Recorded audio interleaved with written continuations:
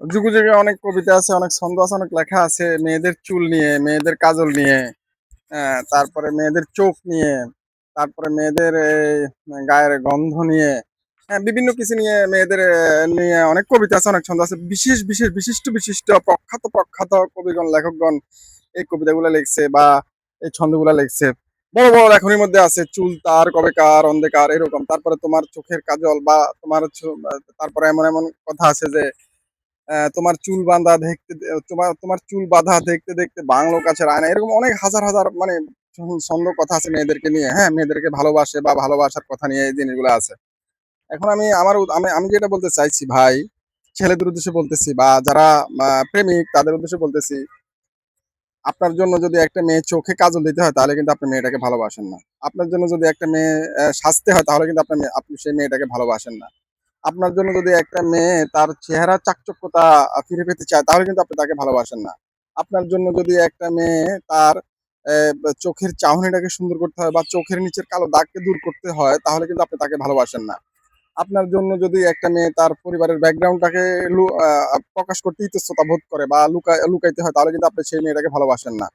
আপনার জন্য যদি একটা মেয়ে চুলে খোঁপা বাঁধতে হয় বা চুলে বেলি ফুলের মালা বাঁধতে হয় বা বেঁধে আপনার সাথে দেখা করতে হয় তাহলে কিন্তু আপনার মেয়েটাকে ভালোবাসেন না।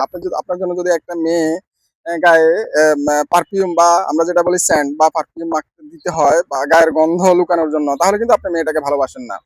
হ্যাঁ, আপনার জন্য যদি একটা মেয়ে হাতের যে কালি আছে বা ভাত রান্না করার সময় কালি লাগছে সেই কালিটা যদি মুছে আসতে হয় আপনার কাছে তাহলে কিন্তু আপনি মেয়েটাকে ভালোবাসেন না।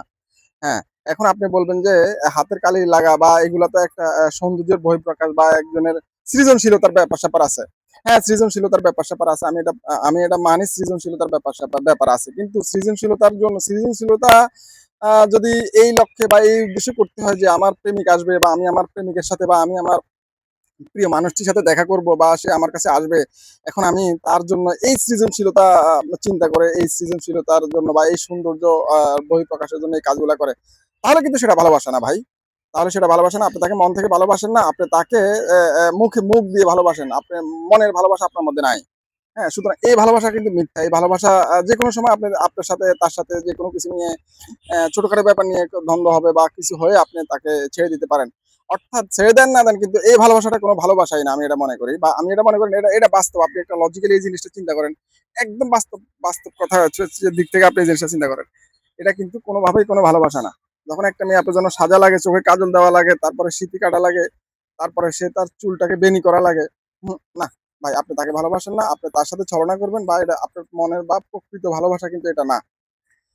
তো ভাই, প্রকৃত ভালোবাসা যদি বাসতে হয় আপনি তাকে ভালোবাসবেন যেভাবে সে আপনার জন্য কোনো কিছু না করে সাদামাটাভাবে চলতে পারে বা সাদামাটাভাবে চলে, আপনি সেই কাজটাই করবেন এবং সেটাই হচ্ছে প্রকৃত ভালোবাসা। মেয়েটা যদি মনে করে যে আমার প্রিয় মানুষ আসতেছে, যে অবস্থায় আছে সেই অবস্থায় আপনার সাথে দেখা করতে পারে বা যেভাবে সে আছে, সে চোখে কাজল না দেওয়া লাগে, সে বেনি কাটা না লাগে, সে তার চুল বাঁধা না লাগে, চুলে খোঁপা করা না লাগে, চুলে বেলি ফুল না দেওয়া লাগে।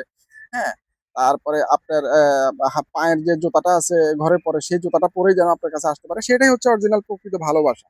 সুতরাং এইরকম যদি আপনার ভালোবাসা না থাকে তাহলে আপনি বুঝবেন যে আপনি তাকে ভালোবাসেন না। আর বোন, আপনাকেও বলি, যদি এভাবে আপনাকে যেতে হয় আপনার প্রেমিকের কাছে তাহলে বুঝবেন যে সেখানে ভালোবাসা নাই। আপনার যে গায়ের গন্ধের কারণে আপনি আজকে পারফিউম মাখতেছেন আপনার প্রেমিকের সাথে দেখা করার জন্য, ২ দিন পরে যখন বিয়ে হবে বা আপনি তাকে বেড পার্টনার করবেন, বিয়ে করবেন, লাইফ পার্টনার মানে দস্তখত দিয়ে, তখন আপনি কি করবেন? তখন তো আপনি আপনার গায়ের গন্ধ সারাক্ষণ লুকাইতে পারবেন না। আপনি তো তখন বেলি ফুল সারাক্ষণ দিতে পারবেন না। আপনি তো তখন বেনি সারাক্ষণ কাটতে পারবেন না। আপনি তো তখন খোঁপা সারাক্ষণ দিতে পারবেন না। আপনি তো আর একজন মহারানী না, একজন মহারাজার কন্যা না যে আপনি সারাক্ষণ এভাবে চলতে পারবেন। আপনার দাসী থাকবে ১২ জন, ডাইনি থাকবে ১২ জন, এইভাবে তো চলতে পারবেন না। সুতরাং যখন যেখানে দেখবেন এই জিনিসগুলো নাই, সেখানে ভালোবাসা নাই, সেখান থেকে দূরে সরে যান। থাকা উচিত হবে না। ধন্যবাদ।